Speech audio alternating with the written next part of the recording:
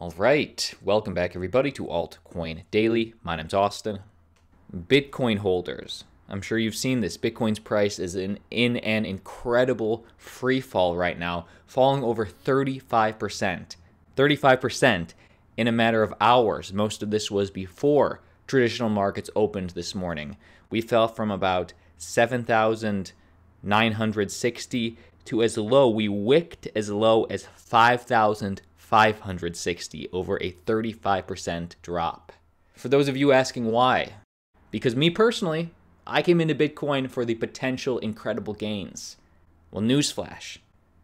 Welcome to the effing show. This is Bitcoin, baby. Now, this is a little bit of levity. I hope you like it. But the truth is, and I'm not a financial advisor, but the truth is, I don't invest anything into Bitcoin that I'm not willing to hodl for at least 5 years. You get me? Bitcoin could have shot up in price by 35% today. Would not mattered. Bitcoin could go down another 35%. To me, would not matter. That's my 2 Satoshis. If you have a piece of advice, because there are a lot of noobs right now watching this, they're experiencing fear, uncertainty, doubt. If you have some advice, comment down below some wisdom you've picked up over the last few years. Now, in my opinion, this happened so fast, so quick this morning. This is, in my opinion, 100% due to panic selling. Look at the volume profile, look at the panic. Now, when there's panic in traditional markets, like the S&P 500, after a 7% plunge, they just halt trading. They pause trading for 15 minutes. This happened the other day. Hey, you can't pause Bitcoin. You can't. The truest free market we have, Bitcoin.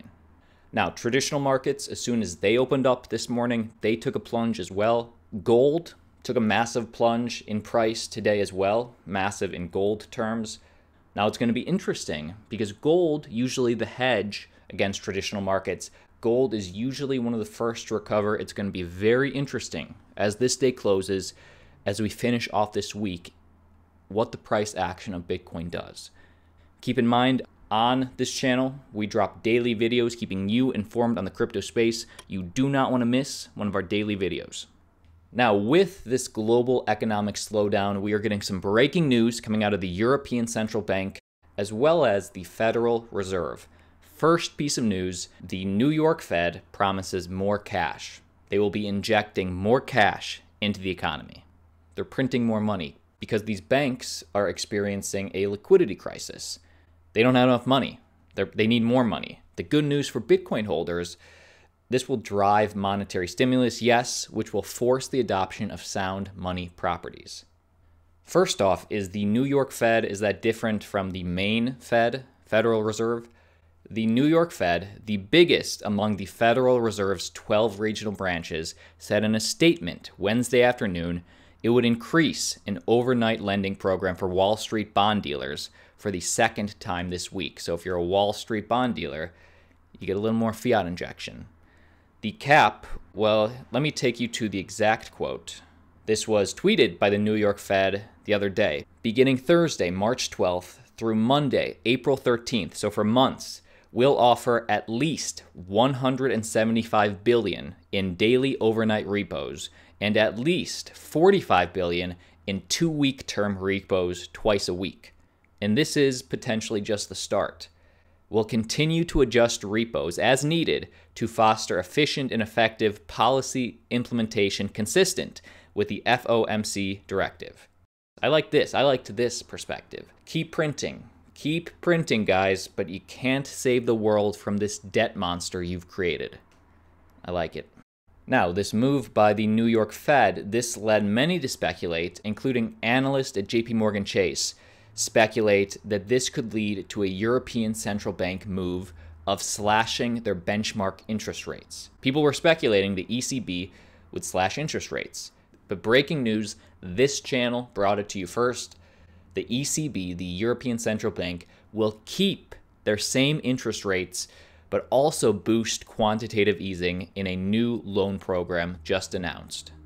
The European Central Bank surprised financial markets by announcing that they are maintaining their key interest rates, which, newsflash, which are already essentially at the zero lower bound. But they also announced they are boosting their purchases of assets, their ease in the market, by 120 billion euros and will launch a new round of targeted longer-term refinancing operations, TLTROs. All of this, of course, is to ease the economy, to support bank lending to those affected most by the spread of CV, in particular small and medium-sized enterprises. Be prepared, guys. A lot of people think that this economic slowdown, they think of it like a blizzard, like, oh, it'll be gone after the weekend. This is a seasonal thing. It's looking like. I mean, be prepared for 30, 60, 90 days of this. And you ask yourself, wow, why is there panic selling in Bitcoin, but traditional markets aren't going down as much? Yes, obviously, one's newer, one's more volatile, but when they can prop up traditional markets by printing more money, I mean, that stuff's easy to do in the short term. Long term, though, it really shines a light on, well, what's a harder form of money? What could be a harder form of money? Before we get to some breaking news involving a new Libra stablecoin competitor, a lot of these businesses that join Libra are now joining this other one. Before that, next piece of news, it's being reported that Chase Bank is about to settle their crypto lawsuit. They're going to settle it by May 2020. Check this out. Chase Bank has agreed to settle a class action lawsuit regarding crypto purchases made on its credit cards.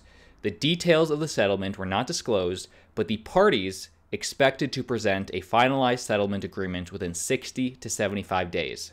So it looks like Chase Bank is getting their comeuppance from crypto holders. And if you don't remember the details of the allegations, the lawsuit, the three plaintiffs claimed that the bank had breached its cardholder agreement by changing the way that crypto purchases were handled in January of 2018 at the height of the bull market. But with their credit card, while initially crypto purchases on the Chase JP Morgan credit card, while initially being classified as standard purchases, the bank switched to classify crypto transactions as cash advances. Obviously, that's more fees. That's worse for your credit. Now, the lawsuit is, if a bank wants to do that, technically they're allowed. But the lawsuit is that they didn't tell people about it. They just changed it. And obviously, if it's done without notice, whoa, there's a case there. Now, keep in mind, shortly after this, Chase completely banned crypto purchases on all its credit cards. And now it looks like the lawsuit is coming to a head, coming to an end.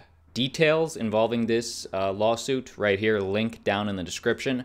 But next piece of news, Libra supporters join a rival project called Celo. Now, normally I wouldn't give 2 Satoshis to Celo, except that a lot of people that were joined on Libra have now joined on Celo. So I'll check it out.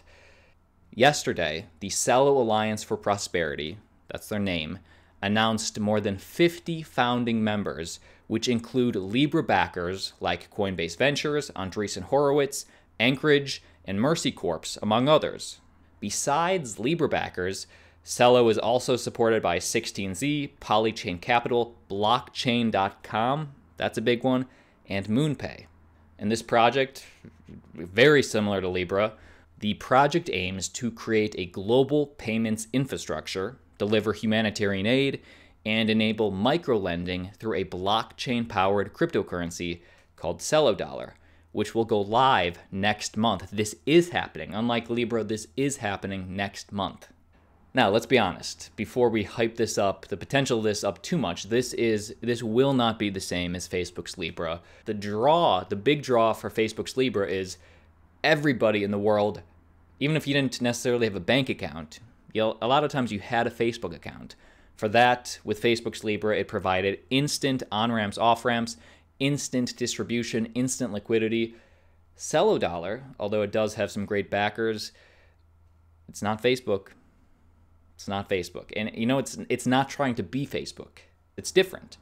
Chuck Kimball, the head of the Alliance for Prosperity, revealed the value of the Celo would, yes, just like Libra, it would be pegged to the US dollar, but it would also be pegged to a reserve of cryptocurrencies. I wonder which ones, because that really matters. Which cryptocurrencies is this pegged to? While the new cryptocurrency Celo will be available in the US, the alliance's focus is on developing economies from Africa, Latin America, and Southeast Asia. Interesting. Now, I guess the thing that makes this enticing to a lot of other Libra backers, yes, this doesn't sync to your Facebook account, but while Celo will also act as a stablecoin, unlike other blockchains, payments with Celo will be sent to people's phone numbers instead of using complex addresses. This aspect can help the project experience a wide adoption. So I guess, yes, way more people have cell phones than banks, so that is, I guess, a bit of a draw. And of course, the biggest question is, why the hell would Celo think that they would be allowed in the US when Libra had to jump through so many hoops and still is not technically allowed to exist? Well, this is the differentiator. First of all, Celo doesn't try to replace the US dollar or act as a dollar alternative. Instead, its reserve is backed with other digital currencies rather than fiat money, as in the case of Libra. This can make regulators more permissive with regards to Celo, as the cryptocurrency cannot impact the global financial world. So make no mistake, this is heavily VC backed. The thing that I like is they don't even ask for permission from the US government. They're just doing it. We'll see how that works.